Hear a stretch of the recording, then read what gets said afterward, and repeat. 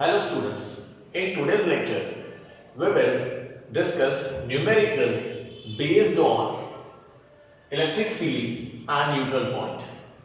So let's take the very first example.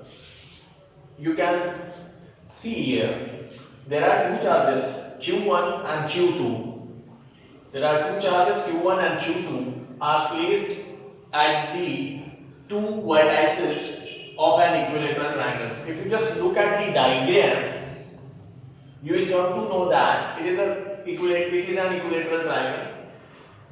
Okay, having three vertices, one A, B, and C, and on two vertices there are two charges Q1 and Q2. Okay, and the third vertex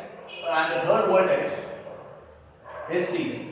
So you have to determine the net field at point C due to Q1 and Q2. तो आपको निकालना है कि C पे net field कितनी होने वाली है ड्यू टू Q1 और Q2. तो स्टूडेंट बहुत आसान सा क्वेश्चन है. हमने पढ़ा हुआ है कि ये जो चार्जेस है ये पॉइंट चार्जेस है. ये सारे के सारे जो एग्जांपल्स हम लोग यहाँ डिस्कस करेंगे ये पॉइंट चार्जेस वाले हैं. तो यहाँ दो पॉइंट चार्जेस रखे हुए A और B पे, और C पे आपको इन दोनों के कारण जो फील्ड है वो निकालनी है. तो कैसे निकालेंगे स्टूडेंट, आइए जरा देख लेते हैं. हमने पढ़ा हुआ है कि फील्ड जो है यहाँ पे भी सुपरपोजिशन का कंसेप्ट लगा लेंगे because it is a vector quantity.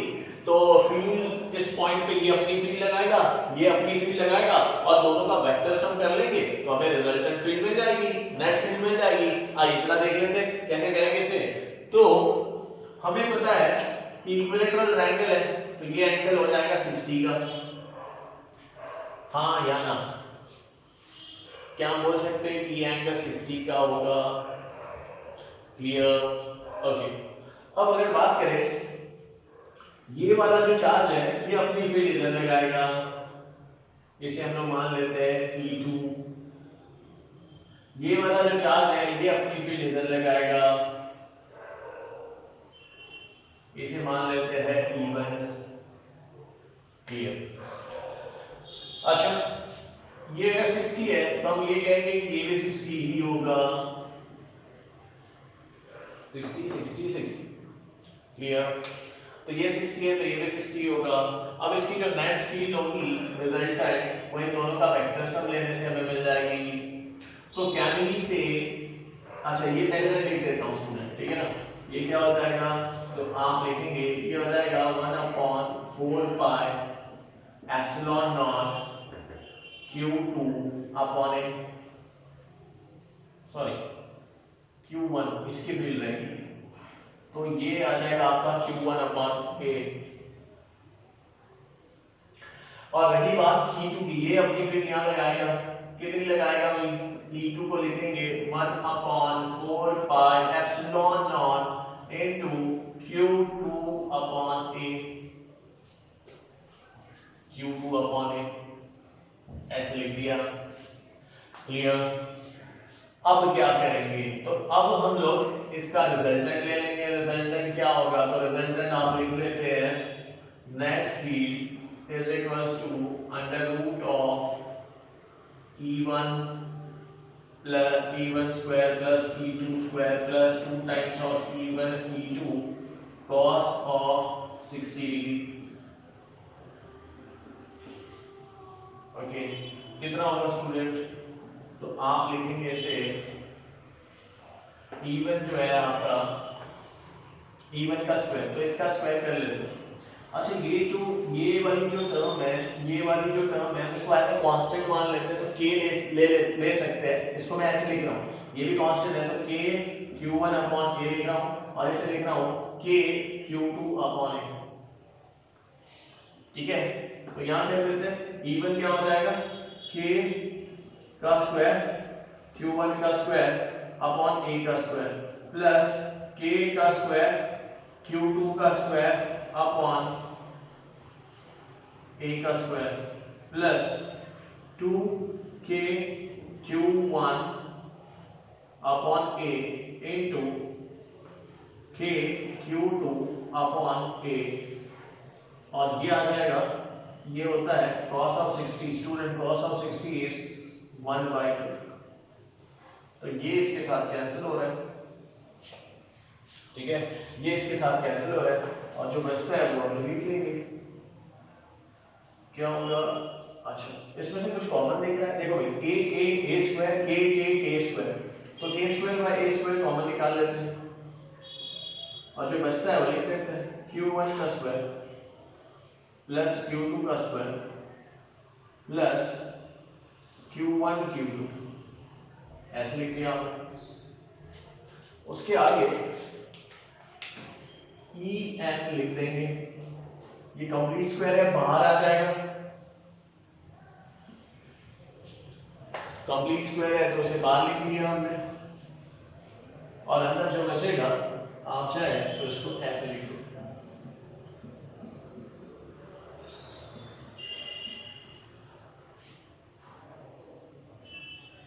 This is the answer for the question और आपको पता है क्या होता है न्यूटन पर coulomb. So this is the answer for the question Newton पर कूलम। आप चाहे तो इसको इस तरीके से भी लिख सकते हैं 1/4 pi epsilon naught a under root of q1 का स्क्वायर प्लस q2 का square plus q1 q2 like this, आप ये सारी चीजें लिख सकते हैं। Okay, so this is the answer for the question. तो इस टाइप के क्वेश्चन को हमने इस तरीके से सॉल्व किया स्टूडेंट, ठीक है।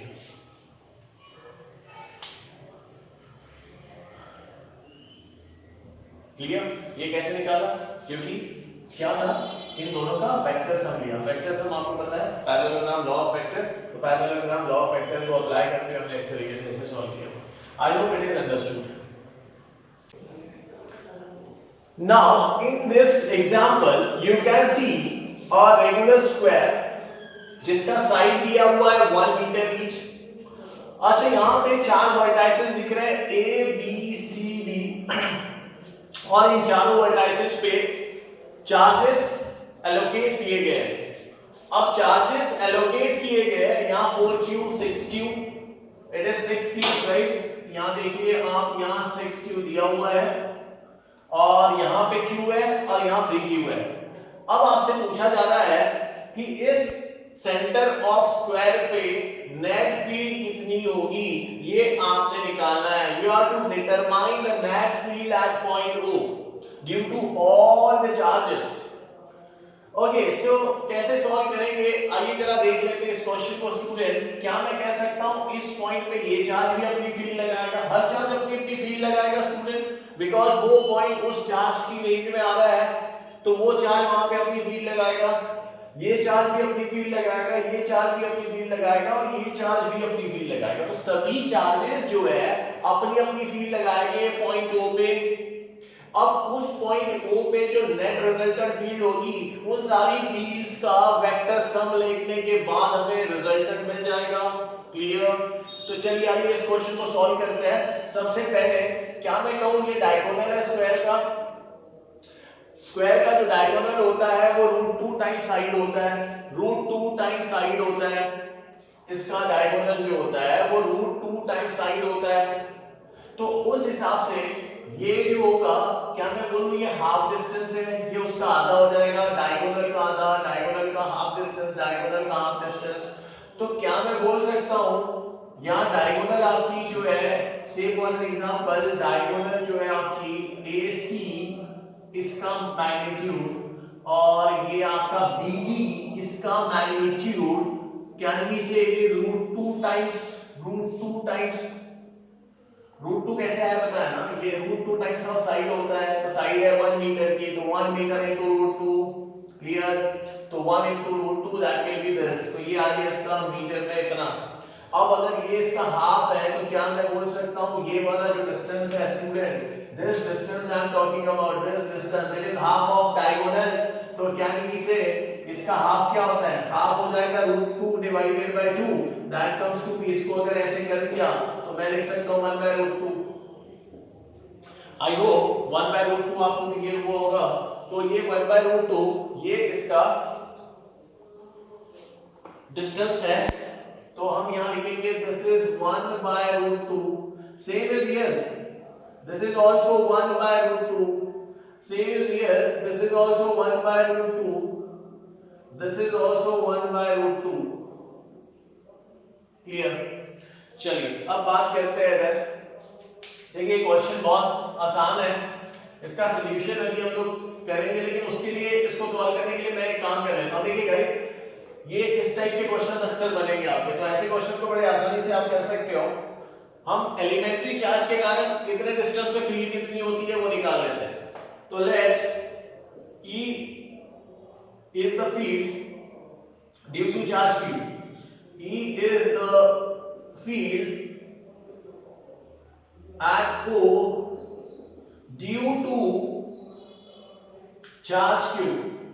Q जो बेसिक है, बेसिक चार्ज है Q, बिकॉज बाकी सब इंटीग्रल मल्टीपल है उस चार्ज के, 6Q 4Q 3Q, ये इंटीजर है, उसकी इंटीजर वैल्यू है उसकी। तो हम अगर इसका फंडामेंटल निकाल लेते हैं तो उससे बाकी के कारण जो होगा वो इंटीजर से मल्टीप्लाई करेंगे फील्ड को। जैसे कि एग्जांपल देख लो यहाँ, तो एट O क्या लिख सकते हैं, E इक्वल्स टू मैं 1/4 पाई एप्सिलॉन नॉट, ठीक है, ये एक कांस्टेंट है, तो इस कांस्टेंट को मैं K लिख रहा हूं स्टूडेंट, ठीक है। अच्छा कितना Q, डिस्टेंस कितना है, डिस्टेंस है 1 बाय रूट 2 का स्क्वायर। तो ये आ गया बेसिक। तो अब हम क्या करेंगे, सिमिलरली ये है आपका E, ठीक है, ये क्या आपका E, तो कैन वी से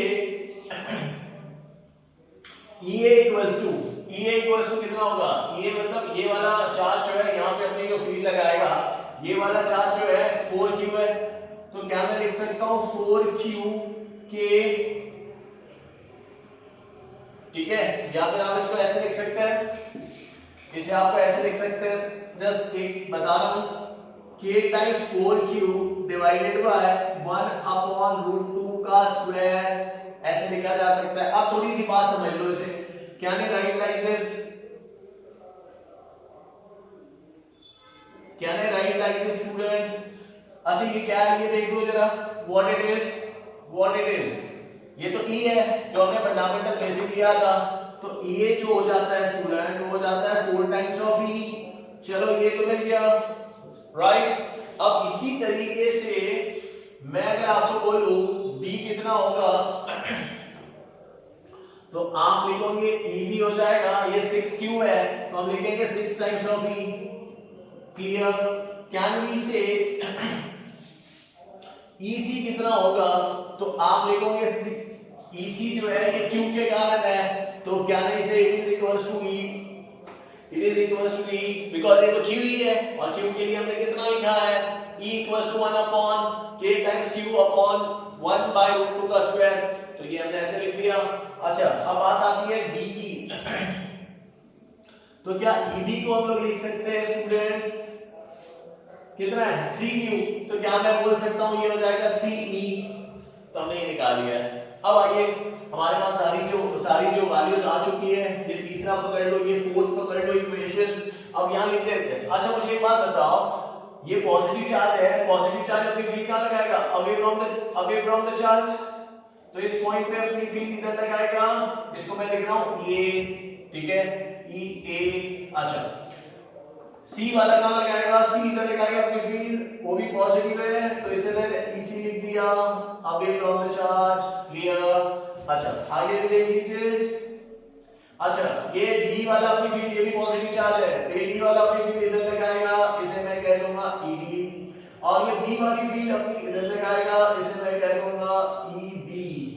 अच्छा अब चलो बड़ा आसान सा सवाल हो गया, इस डायगोनल के अलावा AC डायगोनल के अलावा दो फील्ड लग रही है, एक है EA एक है EC, राइट। EA कितनी है, तो देखो EA है 4E और EC कितनी है, EC है C, तो इधर E लग रही है, इधर कितनी लग रही है, इधर E लग रही है इधर, और इधर लग रही है 4E, तो 4E माइनस E कितना बचता है 3E, तो क्या मैं बोल सकता हूं जो इन दोनों का रिजल्टेंट है वो इसी डायरेक्शन में लगेगा,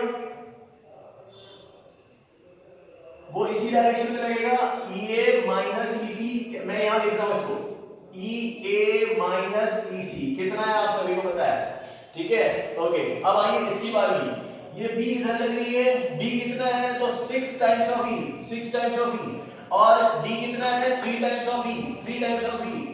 3 बड़ा है, इस डायगोनल के अक्रॉस देखो 3 बड़ा है या 6, 6 बड़ा है, तो नेट फील्ड इधर लगेगी और ये कितनी लगेगी तो आप लिखेंगे EB माइनस ED, b बड़ा है तो इस तरीके से हो गया। अब रिजल्टेंट आपका कुछ ऐसे आ जाएगा, देखो ये है O, इसको हमने ले लिया क्या और इसको यहां लिख दिया, देखिए जरा ये है आपका EA minus EC, EA minus EC, और ये है आपका EB माइनस ED, ठीक है, ये आपने लिख दिया है। अच्छा इन दोनों के बीच का एंगल होता है 90। अच्छा मुझे एक बात बताओ, ये आएगा कितना, ये आ जाएगा आपका, देखो भाई ये है 4e और EC है E, 4e माइनस लिखते 4e माइनस E, तो आप लिखेंगे 3e। अच्छा चलो इसकी बात कर लेते हैं, ये कितना है, इधर लग रहा है 6e, ये भी कितना है 6e, 6e माइनस इधर कितना लग रहा है ED 3, तो हम लोग इसको लिख लेंगे 6e माइनस 3e, तो ये भी आपको मिल जाएगा 3e, मतलब इधर लग रहा है 3, इधर लग रहा है 3, राइट, और बीच में एंगल है, तो इसका नेट रिजल्टेंट फील्ड ऐसी लगेगी, यही तो है इसकी net resultant field E net. चलो E नेट निकाल लेते हैं पैरेललोग्राम लॉ ऑफ वेक्टर के हिसाब से, तो मैं ऐसे लिख रहा हूं 3e का स्क्वायर प्लस 3e का square plus 2 times of 3e into 3e into cos of 90, cos of 90 होता है 0, तो ये सब प्लस में यहां लिख रहा हूं 0, व्हाट माय पॉइंट, ये मत सोचना कि ये 0 कैसे आया, 0 कैसे आया, 2 टाइम्स ऑफ, पता है ना पैरेललोग्राम लॉ ऑफ वेक्टर क्या होता है, अंडर रूट ऑफ p का स्क्वायर प्लस q का square plus 2pq cos of theta, theta कितना है 90, cos ऑफ 90 0, इसलिए मैंने वो टर्म यहां पे पूरी एलिमिनेट कर दी है। चलो ये कितना हो जाएगा 3 square plus 3 square, 2 times of 3 square, तो हम इसको लिख देंगे 2 into 3e square like this. अच्छा ये तो कंप्लीट स्क्वायर है, इसको बाहर निकाल लो, तो ये हो जाएगा 3e और ये हो जाएगा √2। अब मुझे एक बात बताओ, e की वैल्यू आपने निकाली, ये देखो e की वैल्यू, तो हमने लिख दिया यहाँ पे e net equals to 3 into k times kq divided by 1 upon √2 का स्क्वायर, और यहाँ आपने लिखा हुआ है √2। अच्छा अब बहुत सारी चीजें देखिए स्टूडेंट, ये है e net, अच्छा 3 जैसे कि वैसे k की वैल्यू मैंने आपको बताई थी for free space 9 into k की वैल्यू मैंने आपको बताई है, k की वैल्यू होती है 9 into 10⁻⁹ फॉर फ्री स्पेस और वैक्यूम।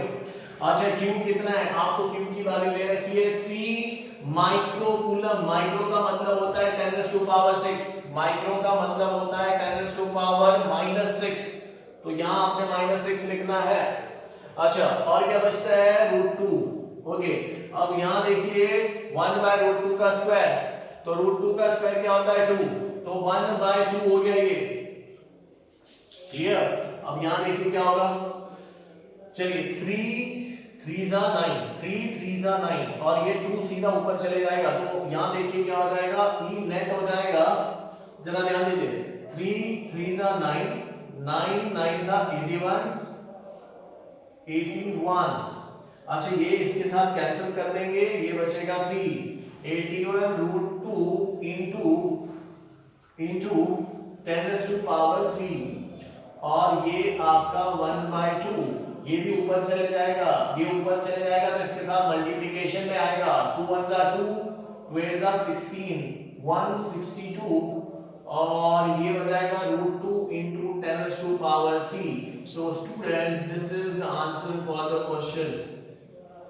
आप चाहे तो इसको फर्दर सॉल्व कर सकते हो, लेकिन इट्स ओके, इसको फर्दर सॉल्व मतलब 2 की वैल्यू ले सकते हो आप 1.414, तो ये वैल्यू डाल के भी कर सकते हो, but no need, you just copy this is the final answer for the question. एक बार कैलकुलेशन चेक कर लेते हैं, ये 3 आ गया, ये 9 into 10⁻⁹, 3 चार्ज दिया हुआ है 3 माइक्रोकूलम, 3 into 10⁻⁻⁶, और ये √2, 3 3 9 9 9 81 और ये ऊपर चले जाएगा, ऊपर जाने के बाद 2 1 are 2 and 2 8 are 16. This is the answer for the question.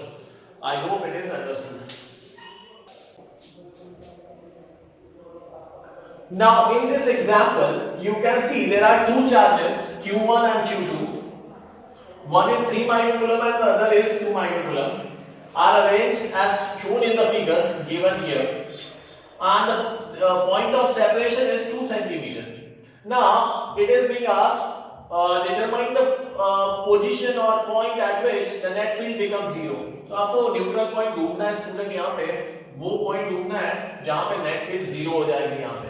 तो अब देखो इसके पहले हमने ये कंसेप्ट पढ़ा हुआ है न्यूट्रल पॉइंट का। तो न्यूट्रल पॉइंट एक ऐसा पॉइंट हमने पढ़ा था जिसमें नेट फील्ड क्या हो जाती है जीरो। तो उस समय हमने दो केसेस पढ़ी थी, एक थी लाइक चार्जेस और एक थी अनलाइक चार्जेस। तो मैंने आपको बताया था कि लाइक चार्जेस के केस में फील्ड जो होती है नेट फील्ड जीरो कहाँ होती है, तो वो होती है between the line on the line joining the two charges, बिल्कुल इन दोनों चार्जेस के बीच में कहीं एकदम मिड पॉइंट नहीं बोल रहा हूँ, वो डिपेंड करता है कि चार्ज का मैग्नीट्यूड क्या है। यहाँ पे दोनों चार्जेस के मैग्नीट्यूड अलग अलग है, तो आपको पॉइंट एग्जैक्टली मिड पॉइंट पे नहीं मिलेगा, वो कहीं इधर हो सकता है इधर हो सकता है। आइए इसी पॉइंट को निकालना है, वही हमारा क्वेश्चन भी है। तो ऐसे क्वेश्चन को कैसे करते हैं स्टूडेंट, तो आइए जरा देख लेते हैं। हम मान लेते हैं कि हमारे पास दो चार्जेस है, एक ले लेते हैं, एक दिया हुआ है Q1 और दूसरा दिया हुआ है Q2। तो हम एक चार्ज को रेफरेंस मान लेते हैं और हमने रेफरेंस माना है Q1 को, और इस Q1 से हम मान लेते हैं ये पॉइंट इतने डिस्टेंस पे कहीं होगा, जैसे मैं x मान रहा हूं, दिस इज x, और इसे आपने माना हुआ है दिस, अगर ये पूरा अगर हमने r ले लिया स्टूडेंट r, तो ये हो जाता है r माइनस x, ये हमने पढ़ा हुआ है भाई, ठीक है। अब मैंने आपको जो कंसेप्ट पढ़ाया था स्टूडेंट, उससे डायरेक्ट आंसर भी निकलता था। मैंने आपको बताया था कि जो फॉर्मूले हमने यहाँ डिराइव किए थे उसको सिंपली आप रिमेंबर कीजिए, थरोली याद कीजिए, ताकि हम उसको सॉल्व कर सकें। देखिए भाई क्या होता है, distance from Q1, distance from Q1, distance from Q1, distance from Q1 के लिए हम क्या करते थे, याद है आपको कुछ, जो चार्ज से जो डिस्टेंस चाहिए उस चार्ज को रूट में ले लो Q1 divided by sum of the two Q1 plus Q2 और मल्टीप्लाई करो डिस्टेंस ऑफ सेपरेशन से। स्टूडेंट याद आया आपको, this is the distance from Q1, जिसका मतलब है आप x की बात कर रहे हो, x की बात है, तो ये हो गया Q1 upon root Q1 plus root Q2, और ये है r, ठीक है। इसके पहले वाले लेक्चर्स में हमने ये फॉर्मूला डिराइव किए थे, उसमें एक्सप्लेन किया था, ठीक है। उसको ही फॉर्मूला लगाते हैं और आंसर निकाल लेते हैं। सुनिए अभी क्या होगा, तो अभी आप देखिए x को हमने लिख दिया है रूट Q1 देख लो कितना है, Q1 है आपका 3 माइक्रोकूलम, तो मैंने यहाँ लिख देना है 3, ठीक है। अच्छा यहाँ देखो क्या है, नीचे है रूट 3 और ये है आपका रूट 2, तो ये है रूट 3 प्लस रूट 2, क्लियर, और ये है आपका 2 सेंटीमीटर। अच्छा एक और चीज, माइक्रोकूलम की अगर बात करें, माइक्रोकूलम तो ऊपर भी माइक्रोकूलम आ रहा है, नीचे भी माइक्रोकूलम आ रहा है, तो रेशियो है तो कैंसिल हो जाएगा। तो यहाँ पे सेंटीमीटर है, तो मैंने यहाँ लिख देना है 2 into 10⁻⁴, फिलहाल यहाँ पे मैं स्टूडेंट r लिखता हूँ, बाद में वैल्यूज डाल देंगे, ठीक है। इसको मैं r के फॉर्म में लिखता हूँ, r हम लोग यहाँ डाल देंगे, therefore we can write here as √3, और ये हो जाएगा आपका √3 प्लस √2, और ये हो जाएगा 2 into 10⁻⁴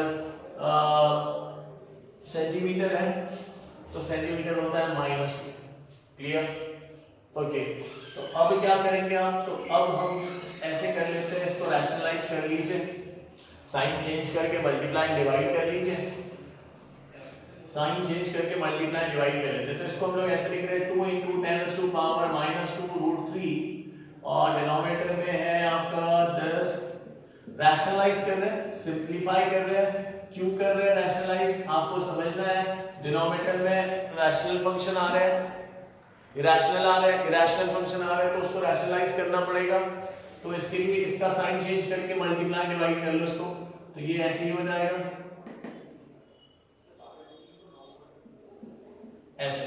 तो ये देखो a plus B a minus B, तो आप क्या करेंगे इसको, अच्छा ये कितना हो जाएगा बताइए, ये आप लिख देंगे इसको ऐसे 2√3 इंटू √3 माइनस √2 और ये हो जाएगा 10⁻⁻2 एंड डिवाइड, इसको आप कह सकते हो a minus B a plus B a minus B a square minus B square, तो हमने लिख दिया है √3 का स्क्वायर माइनस √2 का स्क्वायर। चलो ये हो गया। अब इसे आप चाहे तो इसको लिख सकते हैं 1.732 माइनस 1.414 और इसको सॉल्व कर सकते हैं 2√3, इसको लिख सकते हैं 1.73 और 1.41 ऐसे ले रहा हूं मैं, अप्रॉक्सीमेट वैल्यूज ले रहा हूं यहाँ पे सॉल्व करने के हिसाब से।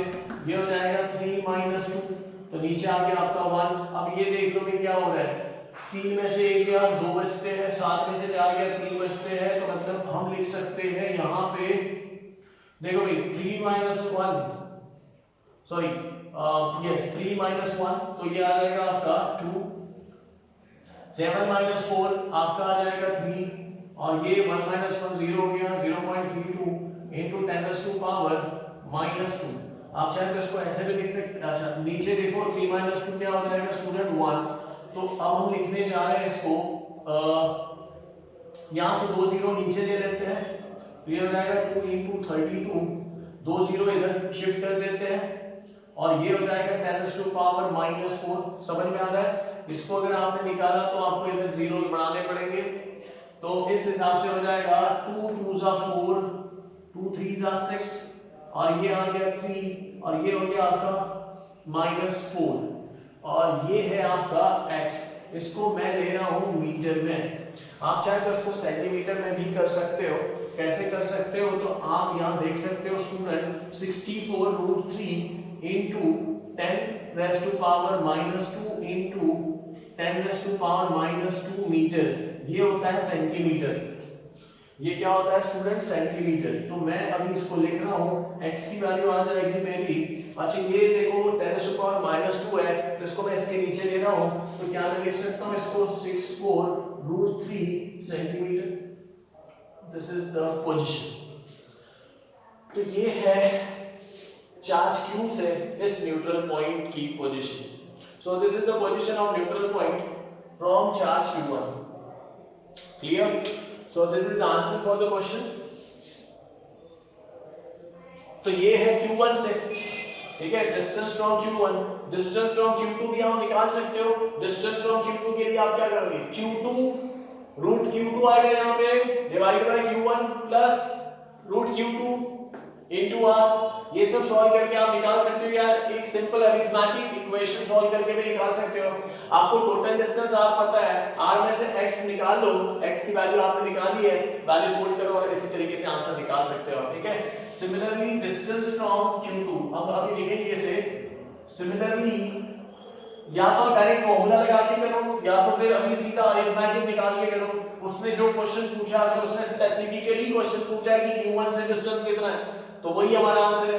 अगर उसने पूछा कि Q2 से कितने डिस्टेंस पे आपको पॉइंट मिलेगा, तो आपका आंसर अब ये आएगा। अब क्या हो गया, सिमिलरली डिस्टेंस फ्रॉम Q2, तो हमने लिख देना यहां से, देखो r minus x। Clear student? r कितना है 2 इंटू 10⁻⁻2। या बेटर एक काम करो, इसको सेंटीमीटर भी रखो क्योंकि वो भी सेंटीमीटर में दिया हुआ है हमने। तो 2 माइनस 0.64√3 सेंटीमीटर। इसको सॉल्व कर लो, आंसर निकल आएगा आपका, ठीक है। तो this is answer for the question. तो आपने ये समझना है कि इस टाइप के क्वेश्चन को हमने इस तरीके से सॉल्व करना है। इसमें से आपने अगर इसको 2.00 में से ये वाली वैल्यूज आपको सब्ट्रैक्ट करनी पड़ेगी, ठीक है। तो ये थोड़ा सा आपका मैनुअल वर्क है, आप ट्राई करो, आंसर निकालो। तो ये दिस इज द क्वेश्चन, इस टाइप के क्वेश्चन को हमने सॉल्व किया हुआ है अभी। I hope it is understood कैसे करते हैं। इसलिए मैंने आपको लास्ट लेक्चर में कहा था कि जो फॉर्मूलेस डिराइव करके दिए हैं उसको थरोली मगअप करके रखो आप, ठीक है। तो उससे इस टाइप के क्वेश्चन बड़ी आसानी से सॉल्व हो जाएंगे। चलिए नेक्स्ट क्वेश्चन की तरफ बढ़ते हैं, आप इसे कॉपी कर लीजिए। Now In this example, you can see there are two charges, Q1 and Q2. One is of 1 microcoulomb, which is a positive charge, and the second is of minus 8 microcoulomb, again a negative charge. So they are separated by a distance 2 centimeter, and here they are asking determine the point at which the net field becomes zero. Now listen student, यहाँ पे एक positive charge है और दूसरा negative charge है. हमने पढ़ा था कि जब भी अपोजिट चार्ज होते हैं तो न्यूट्रल पॉइंट आपको बाहर मिलता है, दोनों को चार्जेस के बीच में कहीं नहीं मिलेगा, वो आउटसाइड द चार्ज मिलेगा. दोनों चार्जेस की जो लाइन है आउट ऑफ इट, यहाँ आपको कहीं नहीं मिलेगा, इधर मिल सकता है या इधर मिल सकता है. ये लास्ट लेक्चर में पढ़ा हुआ है हमने. अब सवाल ये है, इस टाइप के क्वेश्चन की अगर हम लोग बात करते हैं तो इसमें मैं यही कहूंगा कि ये जो क्वेश्चन है इसमें जरा ध्यान दीजिए, बड़ा इंटरेस्टिंग क्वेश्चन है स्टूडेंट, जरा इसको समझो, इस कांसेप्ट को समझो. अब इसमें अगर मैं आपने देखा था जब हमने न्यूट्रल पॉइंट डिस्कस किया था तो उसमें हमने कहा था कि जब भी अपोजिट चार्जेस होते हैं या तो पॉइंट आपको न्यूट्रल पॉइंट यहां मिल सकता है इस रीजन में या तो इस रीजन में मिल सकता है. लेकिन अगर मैं बात करूं इस पर्टिकुलर क्वेश्चन की तो मैं आपसे ये कहूंगा कि अगर मैंने यहाँ की बात की इस साइड, अगर मैंने यहाँ सोचा कि क्या यहाँ पॉइंट मिल सकता है मुझे, तो जस्ट लुक एट इट.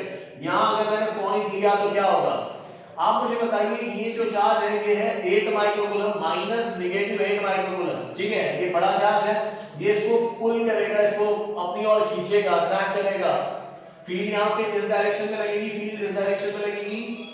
अच्छा ये जो है ये चार्ज है 1 माइक्रोकूलम का, ये इसके मुकाबले बहुत छोटा है, तो ये वाला जो पॉइंट है इस चार्ज से बहुत दूर है, तो इसका फोर्स बहुत वीक लगेगा जबकि इसका फोर्स बहुत स्ट्रांग लगेगा. तो मैं आपसे यही कहूंगा कि इस रीजन में, इस पर्टिकुलर एग्जांपल में, इस रीजन में आपको न्यूट्रल पॉइंट नहीं मिल सकता. न्यूट्रल पॉइंट आपको इस रीजन में मिल सकता है. क्यों? क्योंकि अगर मैंने यहां पॉइंट रखा तो यहां तो कभी नहीं मिलेगा, बट यहां पॉइंट रखा तो ये इससे क्लोज है, तो ये वाला चार्ज है जिसका मैग्नीट्यूड 1 माइक्रोकूलम है, ये इस पे फोर्स लगाएगा, अपने से दूर ढकेलने की कोशिश करेगा. और ये वाला जो चार्ज है जो कि -8 माइक्रोकूलम है वो इधर खींचने की कोशिश करेगा, लेकिन डिस्टेंस ज्यादा होने के कारण कहीं ना कहीं इसका फोर्स इसके फोर्स से बैलेंस अगर होता है तो आपको न्यूट्रल पॉइंट इस डायरेक्शन में मिल सकता है, इधर कभी भी न्यूट्रल पॉइंट नहीं मिल सकता है. तो याद रखिए इस पर्टिकुलर क्वेश्चन में आपको न्यूट्रल पॉइंट इधर मिलेगा, क्योंकि ये इससे क्लोज है तो ये ज्यादा फोर्स लगाएगा, और ये इससे दूर है तो ये इसका फोर्स वीक हो सकता है. लेकिन अगर पॉइंट यहां लेते हैं तो ये इससे क्लोज है तो बहुत स्ट्रांग फोर्स लगाएगा, और ये जो है दूर होने के कारण बहुत वीक फोर्स लगाएगा. सेकंड पॉइंट इज इसका मैग्नीट्यूड भी छोटा है, तो इधर कभी भी इधर वाली फोर्स स्ट्रांग नहीं हो सकती है इधर वाली फोर्स के अगेंस्ट. तो इस वजह से यहाँ आपको न्यूट्रल पॉइंट नहीं मिलेगा, न्यूट्रल पॉइंट आपको यहीं मिलेगा.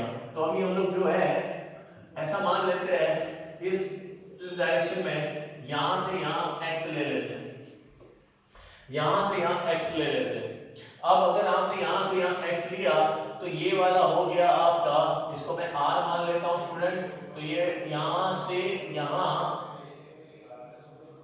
r प्लस x हो जाएगा. देखिए तो r प्लस x ये है आपका डिस्टेंस. Clear student? अब हम लोग इसे सॉल्व करते हैं. देखिए कैसे सॉल्व करेंगे.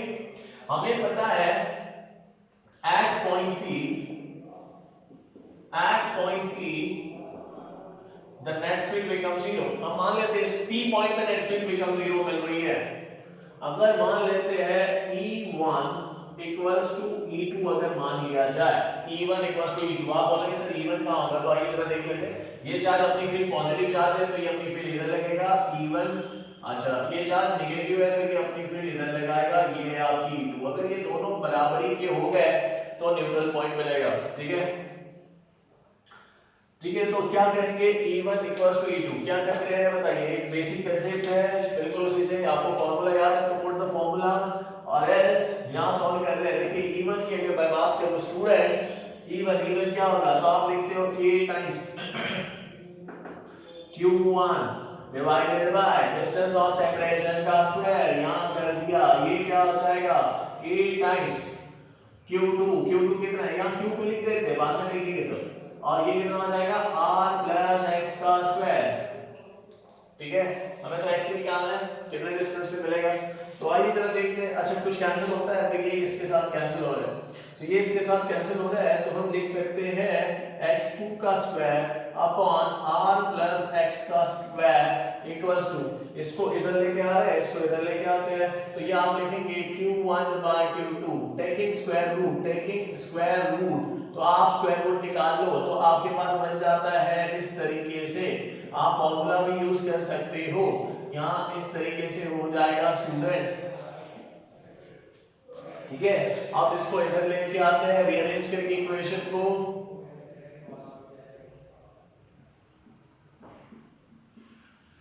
इस तरीके से रीअरेंज कर रहे हैं हम लोग, ठीक है। तो एक मिनट शॉर्ट में कर लेते हैं। देखो भाई, ये इधर आएगा, ये इधर चला जाएगा, तो मैं थोड़ा इसको पहले ही कर देता हूं x, और ये हो जाएगा root q1 r plus root q1 x, ऐसे हो गया स्टूडेंट। अब x को इधर लेके आ जाओ, x को अगर आपने इधर लेके आ गए तो ये ऐसे हो जाएगा,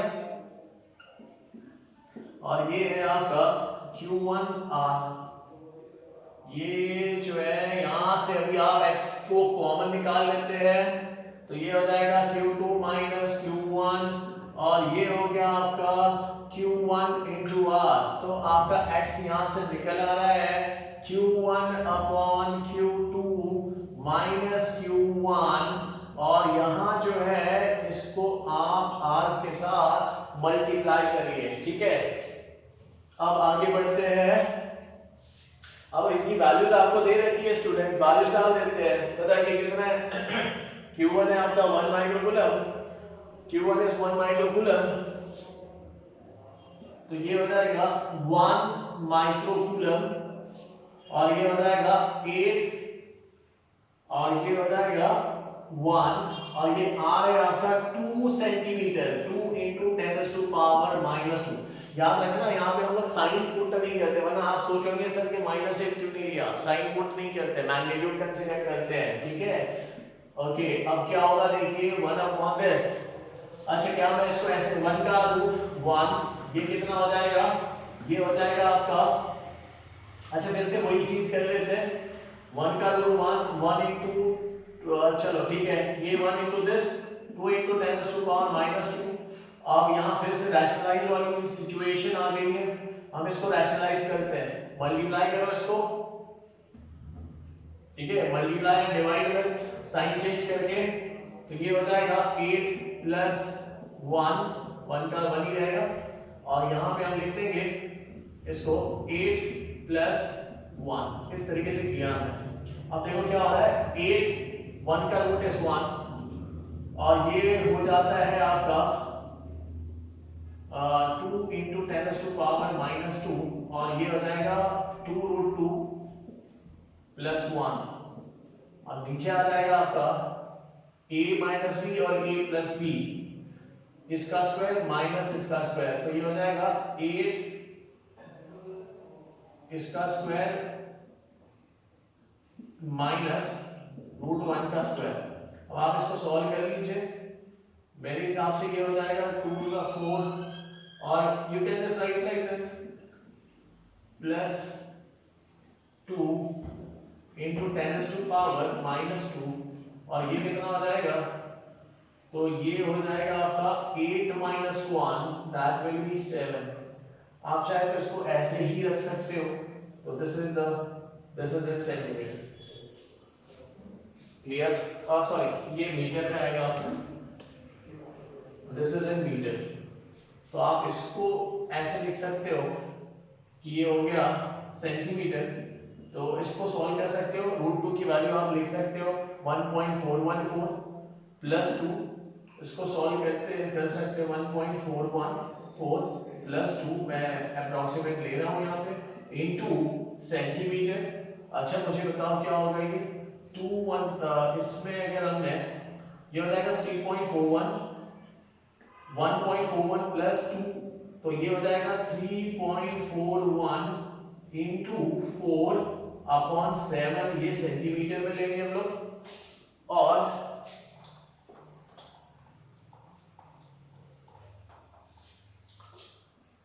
तो इसको सॉल्व करते हैं। देयरफॉर x क्या हो जाएगा स्टूडेंट,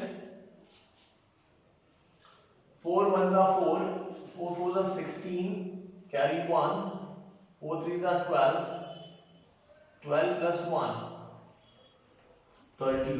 तो ये 13.64 डिवाइडेड बाय 7 सेंटीमीटर। आप चाहे तो इसको सॉल्व करो, you will get the answer for this. ठीक है, तो ये है आपका Q1 से डिस्टेंस फ्रॉम Q1। और अगर आपसे Q2 से अगर डिस्टेंस पूछता है, सिमिलरली डिस्टेंस फ्रॉम Q2 से कितना डिस्टेंस होगा, तो आप लिखेंगे r प्लस एक्स रहेगा। r की वैल्यू आपके पास है 2 प्लस 13.64 डिवाइडेड बाय 7। इसको सॉल्व करो, you will get the answer for this. तो student, this is the answer for the question. I hope ये आपको काफी अच्छे से समझ गया होगा इसको किस तरीके से सॉल्व करते हैं। यहाँ एक इंपॉर्टेंट कंसेप्ट ये था कि इस पर्टिकुलर एग्जांपल में हमें इस डायरेक्शन में न्यूट्रल पॉइंट नहीं मिल सकता था, जो भी है वो ये मिल सकता है। Thank you so much.